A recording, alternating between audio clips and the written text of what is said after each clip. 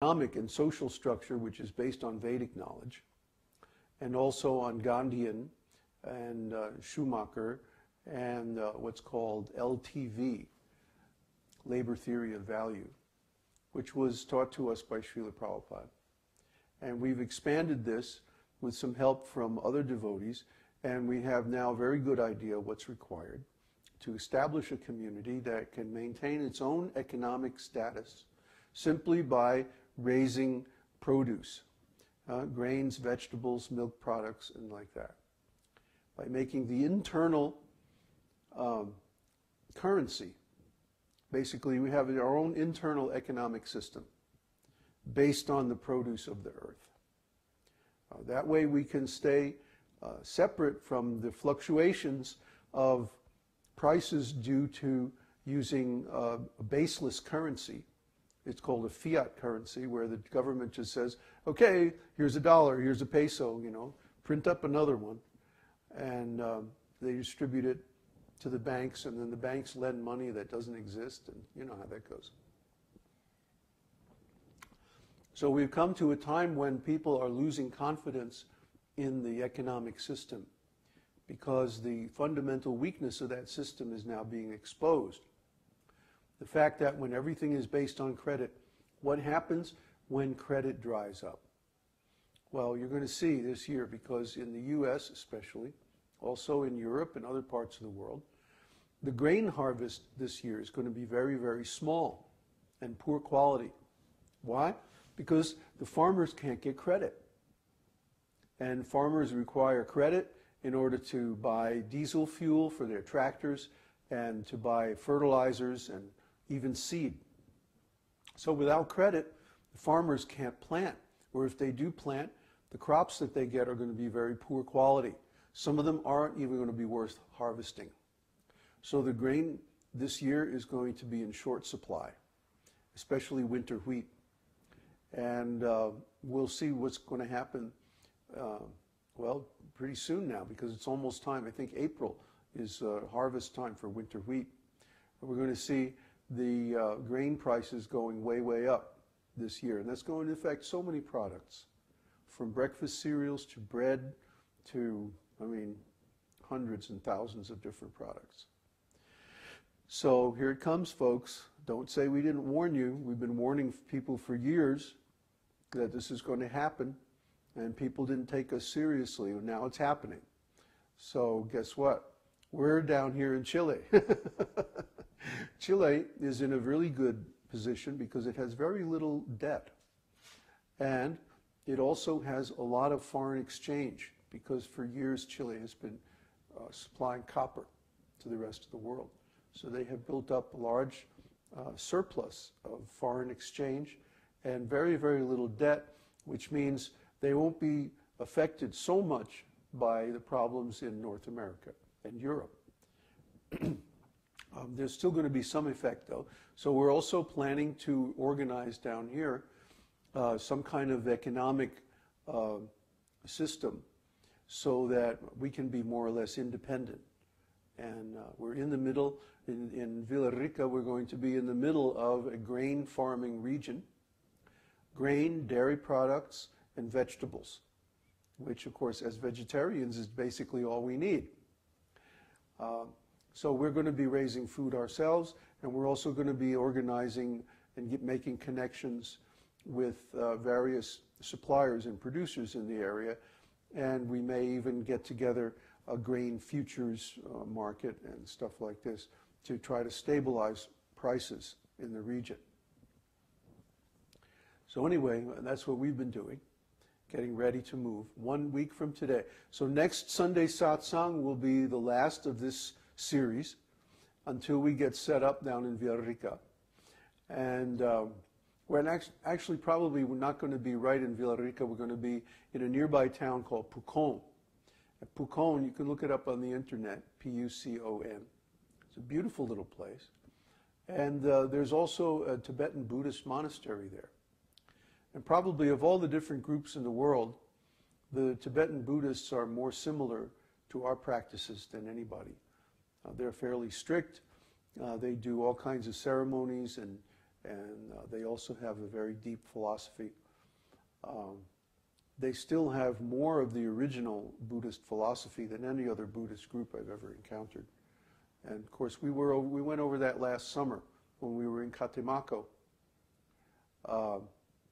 that the original Buddha is not the Shakyamuni Buddha that most Buddhists know.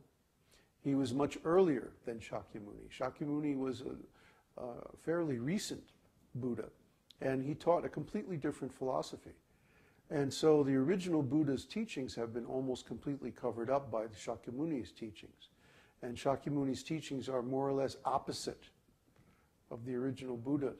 But some of his teachings still remain, and we had the opportunity to study those with the Dalai Lama in Vermont in 1992.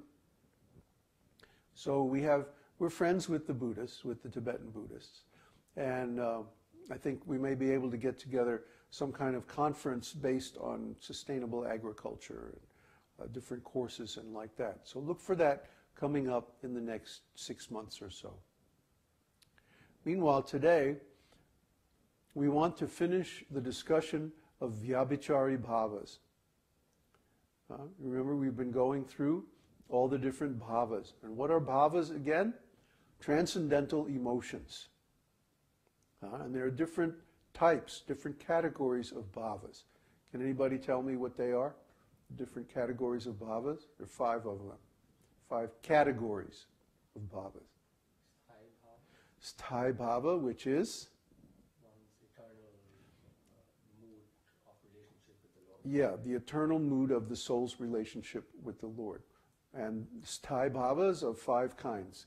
Neutrality, servitorship, friendship, parenthood, and conjugal love. Now, what other kinds of bhavas do we have?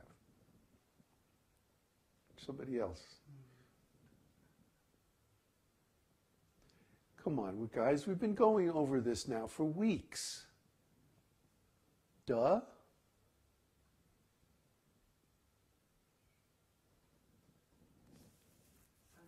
This is why my hair is gray, you see? I go over and over and over this stuff, and it goes in one ear and right out the other side. You can see daylight, you know? You look in the ear, you see daylight coming from the other side. What are the 5 categories of bhavas? Come on.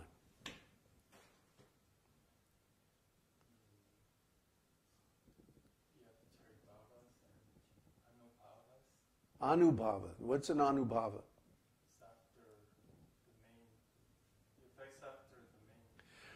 Right. Anu means following. So after one experiences one's original ecstatic relationship with God, then the symptoms of that are called anubhavas. And what kind of anubhavas are there?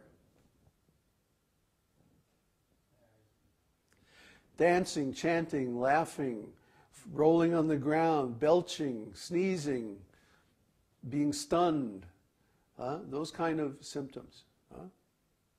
That we run around doing all kinds of service all day. This is part of anubhava, because we have experienced some meaningful connection with Krishna. So we run around and we do service because we're motivated by anubhava. Okay, what else?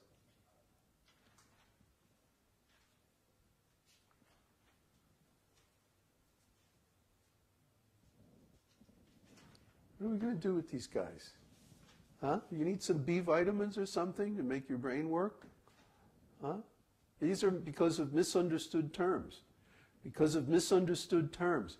Because of misunderstood terms, but you didn't look up the definitions for these terms. You can't remember anything. You lose consciousness. You go to sleep. You start dreaming. You think you know, but you really don't know. Huh? You can't retain anything. Huh? It's like sand. You ever try to put sand in a bucket with a hole in the bottom? It comes right out the other side. Huh? You have to fill the hole in your bucket. Then you can hold this knowledge. Huh? So what's the third? This is like pulling teeth. Huh? I'm the dentist, you know.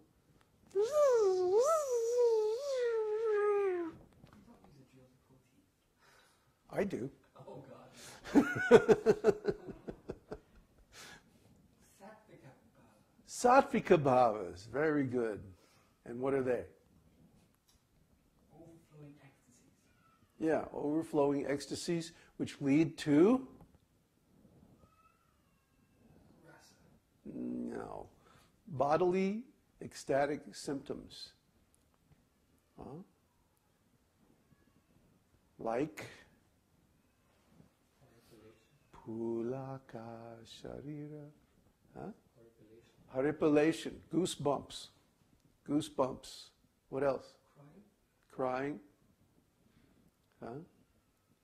Choking of the voice. Huh? Trying to talk to Krishna and because one is overwhelmed by ecstatic feelings.